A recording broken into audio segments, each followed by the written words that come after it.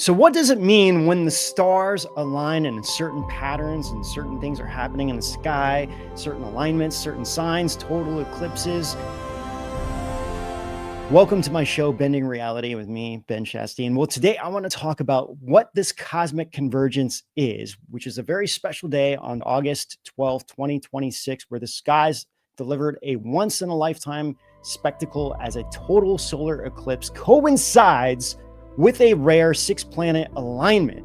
Not to mention, then we have the peak of the Perseids meteor shower, and then to top everything off, we have a full moon today as well. So in this video, I will explore the stunning astronomical events unfolding across the heavens and dive into the modern prophetic interpretations many are connecting to these powerful celestial signs. And I want to look at what religions are saying, also past events. And one of the biggest planetary alignments that ever happened in history, in our modern history, happened in 2017. And I want to show why this was one of the most important biblical and also astronomical events that ever happened in our modern history, which happened back again in 2017. So I want to get into all of this on today's show and look and why in the last 25 years there's been way more planetary alignments and crazy things that are happening in our universe than the last 200 years. And I want to get into this and why it's happening. So join me today on Bending Reality.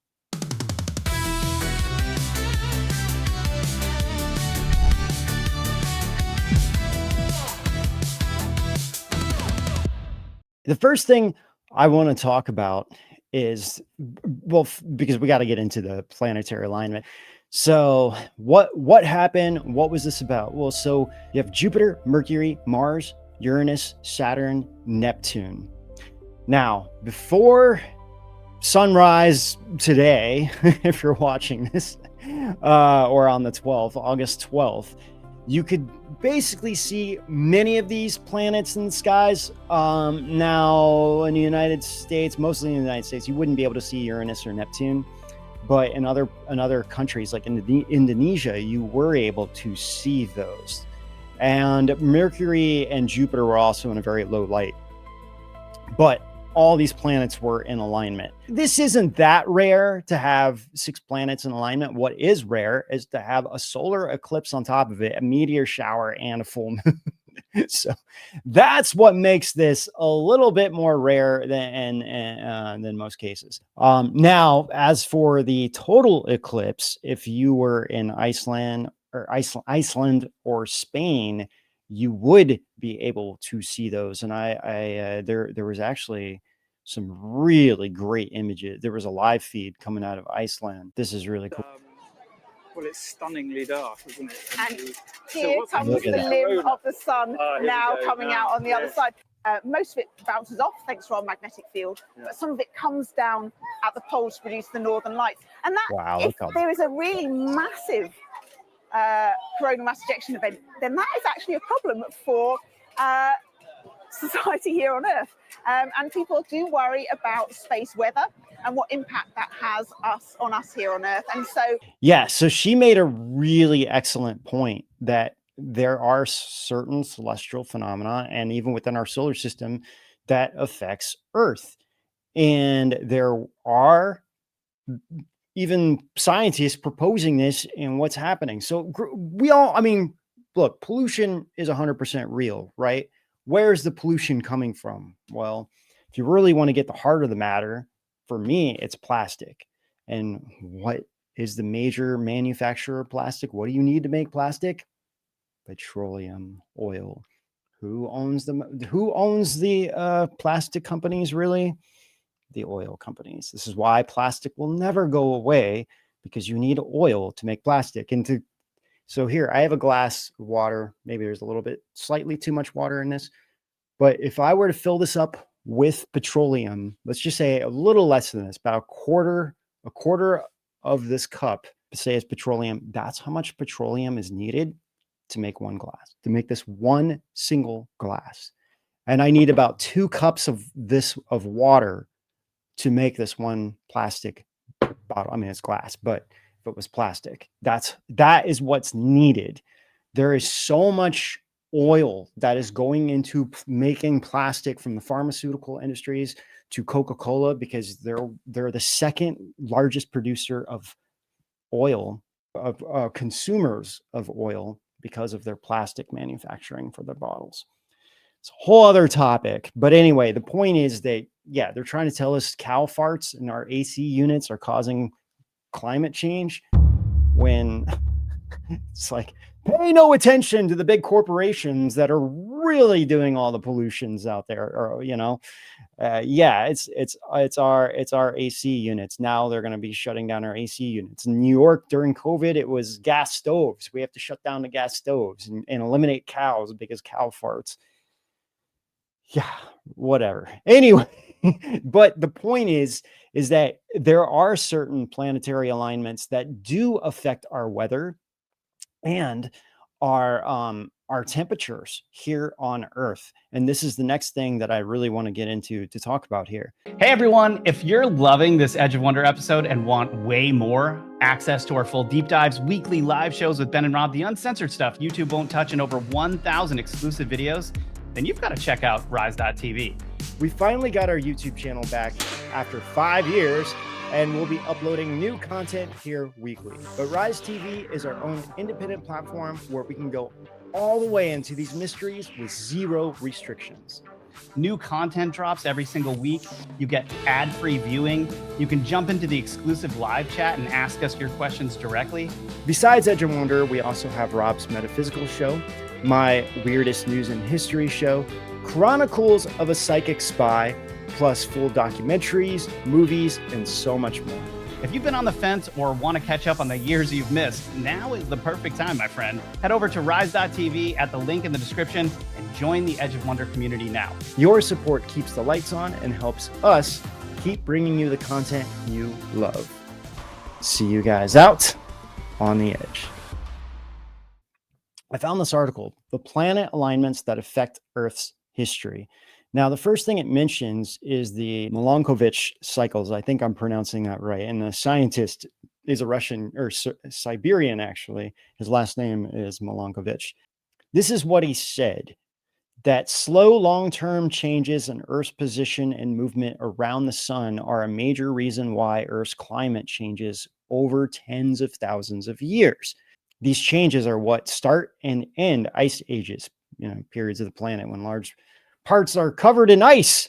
So what he's suggesting is that these ice ages are forming because the Earth's relationship with the sun. And of course, we all know that the Earth wobbles and it follows this ellipse of the sun. And over thousands, tens of thousands of years, that definitely changes and shifts. All kinds of celestial phenomenon can happen as well. An asteroid come in at some point 100,000 years ago and cause some kind of change, hit the sun. I mean, the sun affects Earth in so many ways. Just slightly being off can cause devastating changes here on Earth.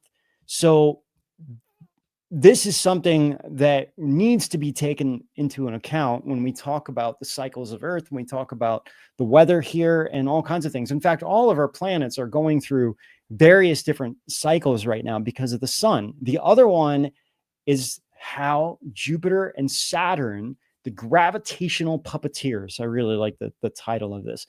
So this whole thing is about how not only does Earth wobble on its own rotational axis, but Earth's entire orbital ellipse is also the oval-shaped path Earth follows in its orbit around the sun, which we were just kind of talking about, but also wobbles irregularly, primarily due to its interactions with Jupiter and Saturn. These planets are so big that at certain times when Jupiter goes around the sun and passes Earth or in like the same proximity as Earth, its own gravitational field can affect Earth.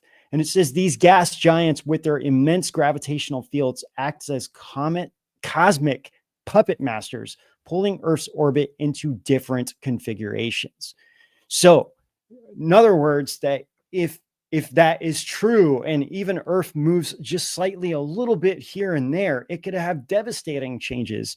We could have climate, we could have floods, we could have ice ages. I mean, all kinds of things can happen right now. And really, our pole, our true north is a little bit over Russia, Siberia, really more so than true north. And that's why I think my understanding is that's why Alaska is getting a little bit warmer up there. And they're like, oh, climate change is real. All this is really happening. And yes, that's true, but if the poles are kind of shifting, then it's going to affect things. That's why Chicago would be a lot colder. If that is true and the poles are pulling down, then anything around that is going to get a lot colder, which is kind of interesting. And then it also mentions that a great alignment in the year 2000 happened in May. It was a rare celestial event where the sun, moon, and 5 planets, Mercury, Venus, Mars, Jupiter, and Saturn here, gathered closely together in the sky near May 5th, 2000, sparking widespread media interest in minor doomsday predictions. Now, that's also kind of coming into 2012, right? During 2012, a lot of people thought something intense was going to happen at that time. Of course, CERN came on in 2008, and I think somewhere between 1999 and 2012, maybe around 2008, that's when we really had the Mandela effect. I think it started around that time when CERN came on. Now, it's kind of complicated because you would say, well, that's kind of weird, because if that's the case, then wouldn't have the Mandela effect started a long time ago? But we're thinking of time being linear, and time is not linear. So if something, like, let's just say in 2008, someone goes back in the past and starts changing things, or whatever they end up doing, then yeah, that's going to affect the future in that timeline. Okay, relax, Doc. It's me, it's Martin. Oh, it can't be. Just sent you back to the future. Oh, I know you did send me back to the future, but I'm back. I'm back from the future. Great Scott. It's creating these ripples in time. Actually, I think the Marvel TV show with Loki, I think it does a pretty good job explaining this, where there's like other timelines that start branching out. So it's like, instead of being on the main timeline now, we're shifting through time. And I think that's actually happening right now. And it may not be directly related to CERN, but we know these Mandela effects are real. And if you don't believe them, until one of them hits you, like, for example, perfect example, Snow White. How does the Hi Ho song go? We all know it. Everybody knows it. Everybody sings the song. Hi ho, hi ho. It's home from work we go. So yeah, hi ho, it's home from work we go. Even though that's how no one remembers it that way, but that's how it is. And that's the original song. And instead, the sequence of them being at home and their alarm clock, the cuckoo clock goes off, and it's like, and then everyone, hi ho, and then they get up and it's like, hi ho, it's off to work we go. Now they're already at work. And when they're mining, they're doing their thing, hi ho, and then it's like the thing goes off and it's like, hi ho, and it's like, oh, it's home from work we go. So that's the whole song, home from work we go. Oh, hi ho, it's home from work we go. No one remembers it that way. Anyway, the point is that when these things happen, when these things take place, I think that something or somebody is messing with the timeline. Doesn't mean that they're going back and changing the Hi Ho song. That's not what I'm talking about. But they're doing something, or maybe trying to find a timeline in which that serves them. So maybe they're kind of shifting through time to be like, well, is this timeline work? Is this timeline in our favor? Is this timeline in our favor? It means Project Reboot worked. Not as a time machine, but it worked. The machine created random changes to the present by altering small events in the past. Now we're in timeline B, where I have no mustache. There's only one moon, and the Berenstein Bears are spelled Berenstain Bears. they're kind of bringing that to a fruition where things are very similar, but there's also changes that are happening. And I think what's happening is that there's like branches being formed. So we're on one timeline that's linear, and all of a sudden a branch forms, and now we're on this timeline where this one could actually end. This one could also just continue on in a parallel reality. And I think that's where déjà vu comes from. I think déjà vu is like we're on one timeline, we have déjà vu, and then all of a sudden we're on a different, it's like we're literally brought over to a new timeline. Oh, déjà vu. What did you just say? Nothing, just had a little déjà vu. We remember things on the other timeline. We remember what we were doing, but although it's slightly different. The people that we know, maybe we're working on something, we're remembering something. It's like you feel like you've done this before. And I think that's actually us kind of shifting through time. And whenever every time I have a déjà vu, I believe I'll find a new Mandela effect. And so far, our Edge of Wonder show, every Friday, I talk about a new Mandela effect, and I have yet to do a show where I haven't found I haven't found one yet. So anyway, the point of all of this is I feel like in the last 25 years, there's been more things that are happening celestially in our solar system and in the universe than the last 200 years combined. And the most important event, the one thing I really want to make sure I talk about, is what happened on September 23rd, 2017.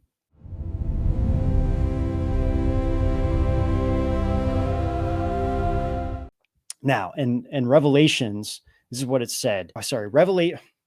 Revelation, not revelations. Revelation, that's another Mandela effect here. Revelation 12, 1-3. It says, a great sign appeared in heaven, a woman clothed with the sun, with the moon under her feet and a crown of 12 stars on her head. She was pregnant and cried out in pain as she was about to give birth. Then another sign appeared in heaven, an enormous red dragon with 7 heads and 10 horns and 7 crowns on its head. Now, what's interesting is that on September 23rd, 2017, a brief but biblical alignment occurred over Jerusalem. And I think it's very, very prophetic that it happened over Jerusalem. And it was the woman clothed with the sun. All right, this is kind of like a rough sketch of this, but you have the moon underneath her foot. You have Jupiter right here. You have Leo, which is always there, but the difference with Leo now is that you have certain planets that are in alignment: Mars, Mercury, Venus, and then you have the sun. It's going to start going over her whole body. Remember, it says clothed in the sun, meaning it. And then it says giving birth to the king, meaning she's giving birth to the king, Jupiter being the king planet. And this happened in 2017. And from my understanding, this is one of the most prophetic and important events that has happened. It's like everybody is waiting for this, and it kind of went underneath the radar. And I feel like a lot of scholars, a lot of people, a lot of like mainstream scientific academic people out there don't really want to talk about this because, one, it proves the Bible is accurate, especially with these predictions. So what does this all mean, right? What does this all mean? And also going for today's alignment, a lot of people are talking about Luke 21-25. There shall be signs in the sun and in the moon and in the stars and upon the earth, distress of nations with perplexity, the sea and the waves roaring. And it says men's hearts failing them for fear and for looking after those things which are coming on the earth. For the powers of heaven shall be shaken. And then they will see the Son of Man coming on a cloud with power and great glory. Okay, so what does all this really mean? Well, right now we are going through this distress of nations. Like every country on the planet is facing something. We're going through major catastrophes all over the world, from tornadoes, earthquakes, hurricanes, all kinds of disasters happening on a grand scale, more so than any time really in more recent history. And then with all the political climate going on, all the Epstein stuff, all this stuff, now everything coming out with Fauci and COVID and all this stuff, it's just like all kind of accumulating, no matter what side you're on. There's all this craziness that's going on in the world and kind of building up. And what does this mean? Does this mean like the world is going to end? Does this mean something more? And here's my understanding of all of this. It could be, I mean, I believe that we're in the end times. Like, this is it. You can't have more of a sign than this. It's like, if you want a sign that we're in the end times, right now, all you need to do is basically just look on the stars, and it's like, yep, we're in the end times. You have distant cosmic planets that are being destroyed and recreated, in the Bible, and all. It doesn't, not just the Bible, all religions talk about this, that the heavens will be created anew, So, and it's also in Buddhism. So, here's my understanding of everything. I think that for the good people in the world, the people that are waking up, the people that are seeing the light and want to go to the light, these are all actually really good things. It's showing us, hey, look, there is this higher power. There is this divine presence. We have a divine creator, and he's looking over us and reminding us, hey, I am here. All you need to do is follow the light, be more compassionate, follow your heart, do things in alignment with the laws of the cosmic laws. Don't hurt others, and be truthful, be compassionate. These kinds of principles that all upright religions talk about.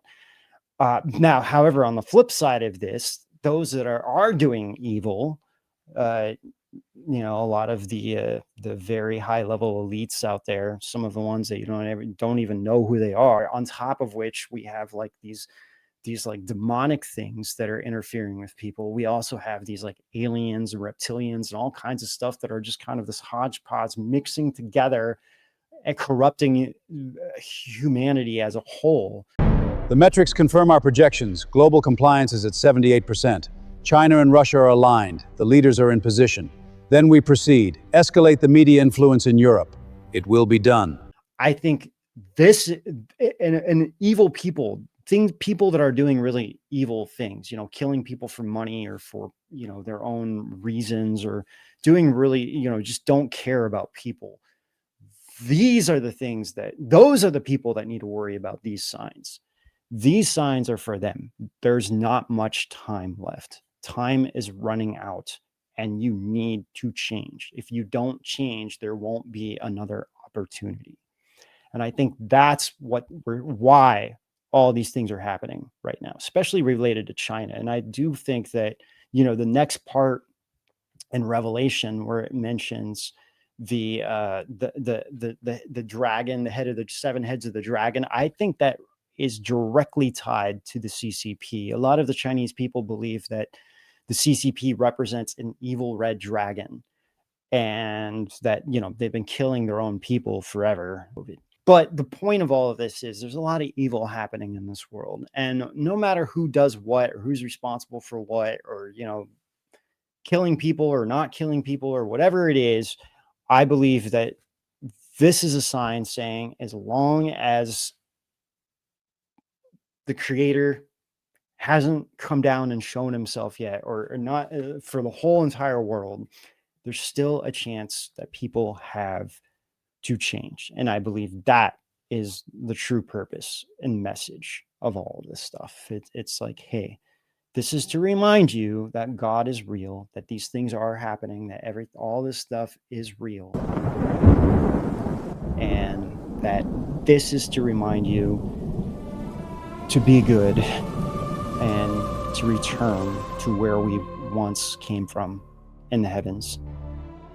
And I believe that's the true purpose of all of this. So, all right. Well, I talked enough there. I could go on and on and on. I just wanted to kind of briefly touch on some of these topics. So once again, Ben Chasteen, and you're watching Bending Reality. And thanks you guys for watching, and see you out on the edge.